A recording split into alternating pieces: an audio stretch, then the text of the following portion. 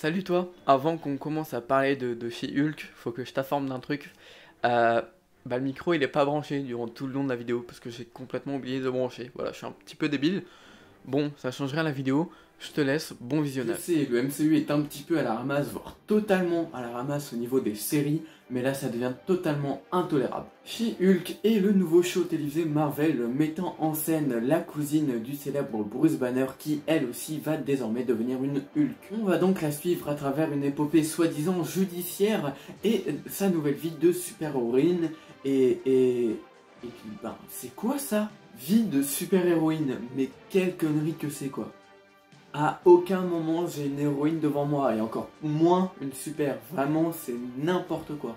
Les projets Hulk sont décidément la cible d'une malédiction, c'est vraiment affolant. Bref, je pense être assez clair, je déteste She-Hulk, c'est une série Marvel que j'ai vraiment détestée et en tant que fan de Marvel, c'est encore pire. C'est une souffrance inégalable parce que vraiment c'est l'un de mes univers cinématographiques préférés. Il y en a plein d'autres que j'apprécie, mais celui-là, je pense qu'en ce moment, il est au sommet parce que clairement, j'aime bien voir des programmes Marvel, mais là, celui-là, hors de question. C'est mon côté cinéphile le repousse atrocement, comme il le fait de plus en plus d'ailleurs avec les projets Marvel en général. Et ouais, non, là, chez Hulk, c'est vraiment impossible, impossible. Déjà, scénaristiquement, c'est le foutoir. On a beaucoup d'incohérences et de faux raccords durant tout le long de la série. Rien n'est jamais cohérent entre tous les épisodes. Il y a certes une cohérence qui existe, mais qui n'est vraiment pas, quand on regarde en détail, vraiment pas exceptionnelle et vraiment, et voilà, c'est plein de faux raccords et de choses que je ne soupçonnais même pas à cette série Marvel. Et puis surtout la série elle est dotée d'une pauvreté extrême d'écriture, c'est vraiment, ça ne raconte strictement rien et c'est fade, c'est nul, je n'aime pas du tout. Son scénario est complètement bidon, en gros c'est l'histoire d'une fille qui va obtenir ses pouvoirs d'une manière assez illogique et même on comprend pas vraiment pourquoi et qui va s'en servir pour se trouver un nouveau boulot et un nouveau mec. En gros, ça se résume à ça et puis il y a quelques rebondissements très peu exploités qui voire même des fois ne servent à rien et globalement c'est ça et c'est sur 9 épisodes de 30 minutes. Autant dire c'est très long et c'est très chiant, voilà. Et globalement c'est tout, on n'a rien d'autre à se mettre sous la dent si ce n'est certains petits méchants qui sont teasés à chaque fin d'épisode et que l'on va finalement voir venir dans les 15 dernières minutes du show et qui là encore une fois sera réglé d'une manière très expéditive et surtout très débile. Hein, je pense que si vous avez vu le dernier épisode et puis la fin, vous savez de quoi je parle. Aussi, le choix a été fait de faire briser le quatrième mur à notre personnage. Alors ça, pour le coup, ça reste cohérent avec la vision de She-Hulk des comics. Donc ça, encore heureux même qu'ils ont adapté le personnage comme ça. Le souci, c'est que du coup, ça permet quelque chose scénaristiquement de pas très fiable. C'est-à-dire, eh bien, le fait qu'elle brise le quatrième mur, ça va permettre à Marvel de se justifier quant à la qualité du show. C'est-à-dire que dans son dernier épisode, vous l'avez vu, elle va clairement arriver et puis dire oui c'est normal, tout ce que vous matez depuis le début c'est de la merde, mais regardez j'ai le pouvoir de changer ça et de faire un petit peu ce que je veux avec ma série. Voilà, en gros on a maté de la merde et puis c'est censé être logique parce que waouh c'est censé être une idée de génie de notre personnage qui brise le quatrième mur. Non, je suis désolé mais pour moi cette fin c'est pas du génie, c'est juste nul. En plus Marvel comptait évidemment sur son fan service pour pouvoir vendre le show parce que clairement on voit qu'ils ont mis le paquet là-dessus et pas du tout sur le reste. On le voit par exemple dès les bandes annonces où on nous a teasé pas mal de trucs potentiellement intéressants, bien que les bandes annonces avaient fait polémique en mal. Voilà, typiquement dans les bandes annonces on avait déjà le caméo de Bruce Banner qui était là, le caméo de Daredevil qui a lui aussi été teasé au travers d'une bande annonce. C'est pas du tout la manière dont j'imaginais l'arrivée de Daredevil dans le MCU. Apparaître comme ça au sein d'une bande-annonce, oui mais non, pourquoi pas mais non. Marvel comptait sur son fanservice, c'est tout à fait logique parce que ils ont l'habitude de faire ça, mais quand ton show est aussi vide, franchement, même le fanservice l'est et est décevant parce que on va avoir par exemple des personnages de nombreux caméos qui vont arriver. Le problème c'est qu'ils ont tous été teasés dans la bande-annonce et quand c'est ton point fort de tout ton show, c'est ce que tu as de mieux, le mets pas dans la bande-annonce parce que clairement on le sait déjà tout et alors là le show devient encore plus sans intérêt qu'il ne l'est déjà. D'ailleurs ces caméos vont se faire défoncer à chaque passage, à chaque arrivée dans la série, puisque on a d'abord le personnage de Wong qui a été clairement nerf, mais à un point où franchement je ne l'imaginais pas. Comment dire, il est devenu complètement débile alors que c'était, il y a même pas 3 mois de ça, le personnage le plus puissant de l'univers Marvel à mon goût. Là, ils l'ont rendu, oui, vraiment pathétique, débile. Et c'est un peu ce qu'ils ont fait avec tous les autres caméos.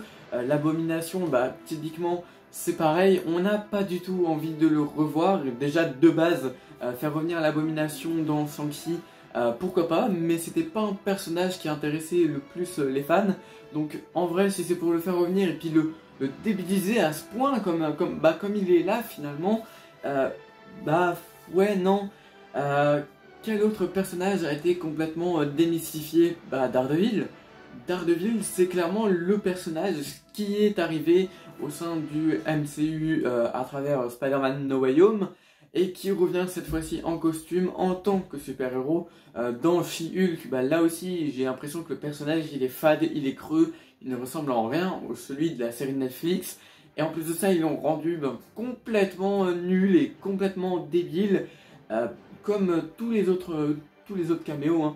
Enfin, je veux dire, s'il vous plaît, le faire coucher avec Miss Hulk, c'est quoi ces conneries? Non mais sans déconner, Daredevil, peut-être, ouais, à la rigueur, peut-être qu'il le ferait, mais pas du tout de cette manière. Daredevil, c'est un personnage très mature, très sombre. Là, je l'ai pas vu ça, j'ai juste vu un mec en super-héros faire le guignol, quoi. Enfin, ouais, non, je veux dire, c'est trop. Arrêtez avec ces caméos si c'est pour les rendre comme ça. Aussi, la série a beaucoup fait parler d'elle avec les effets spéciaux qu'on a souvent critiqués. Et pour moi, à juste raison, puisque ces effets spéciaux, comment dire, c'était assez inégal et pas très beau dans l'ensemble. Alors on a certes le personnage de Bruce Banner qui, en termes de CGI, le personnage de Hulk était assez foireux, mais on va dire passable. Et Miss Hulk, dans ses premiers épisodes et dans son dernier, je le trouve vraiment, mais vraiment dégueu. Après, c'est peut-être dû au fait qu'il y a forcément un manque de texture sur le modèle de base. Forcément, Mark Ruffalo a des pores importants sur la peau, il a des poils, etc. Ce qui n'est pas le cas de l'actrice qui joue She-Hulk, donc ça doit jouer aussi pour les équipes VFX. Il n'empêche que c'était vraiment pas joli du tout. Les effets spéciaux, c'était, j'ai l'impression que c'était limite full CGI, et CGI vraiment dégueu.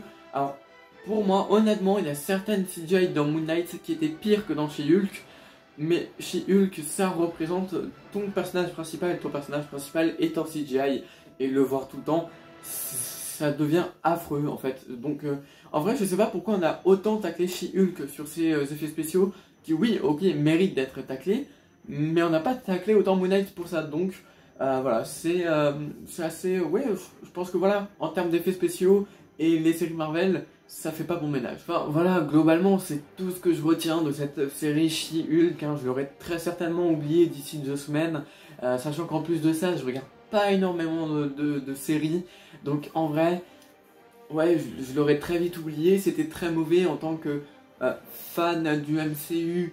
Je le suis de moins en moins après Thor 4, après She-Hulk, après Moon Knight. Ouais, non, je commence vraiment à en avoir ras-le-bol. Heureusement qu'il y a des projets comme Werewolf by Night qui certes sont assez imparfaits, mais qui quand même ont une dose d'originalité, qui me font plaisir et que ouais, me donnent quand même envie de continuer à suivre ce Marvel Cinematic Universe. En tout cas, pour la suite des séries Marvel, ils ont intérêt à faire beaucoup mieux. Je sais que la prochaine série à sortir, il me semble, c'est la série Echo, donc le personnage qu'on avait vu dans la série Hawkeye qui d'ailleurs, elle aussi, n'était pas terrible.